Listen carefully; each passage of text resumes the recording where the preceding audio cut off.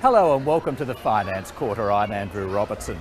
The wild swings on global financial markets in recent weeks have many people questioning their investment strategies. And when you add record low interest rates to the mix, the last thing investors need is for the stock market to be going backwards. So what should we be doing in these turbulent times? To get some answers, I spoke with investment expert Tim Mackay at Quantum Financial. Tim, when you see the stock market going wildly up one day and wildly down the next, is that the time to remember that investments are actually for the long term? Certainly, Andrew.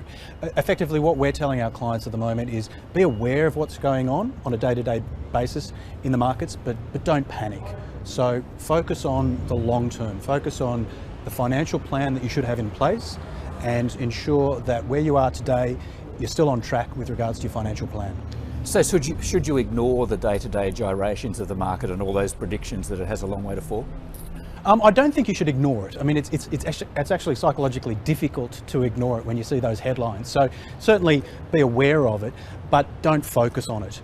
Focus on the longer term. If you make knee-jerk financial decisions or investing decisions based on the headlines today, effectively you'll be selling while the market's low, and then when the headlines get more positive, you'll be buying when the market's high. That certainly is not a winning investing strategy. I mean, if you are looking to invest and given the gyrations on the market at the moment, is it a place to avoid?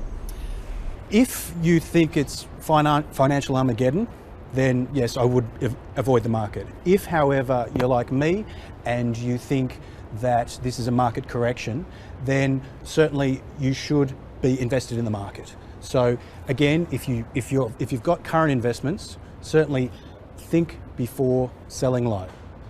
If you don't have investments in the market and you've got cash, then potentially this could be a buying opportunity for you to get into the market, certainly.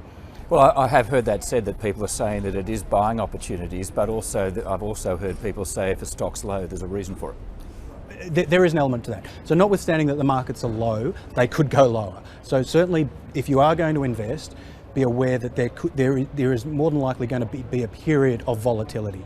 However, again, if you've got a long-term strategic financial plan in place, then that's what you should be focusing on rather than the short-term market fluctuations. I guess all this volatility in the market will make people wary of the market and people will probably look to invest away from the stock market. I mean, is that a good move?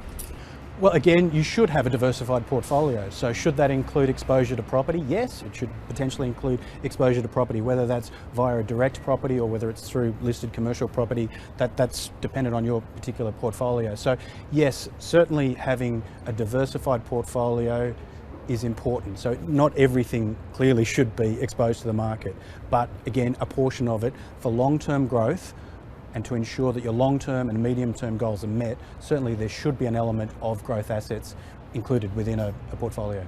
And of course, whenever there's volatility in the stock market, the discussion turns to people who are either about to retire or have retired and the impact it will have on their retirement incomes. I mean, should retirees be concerned at the moment?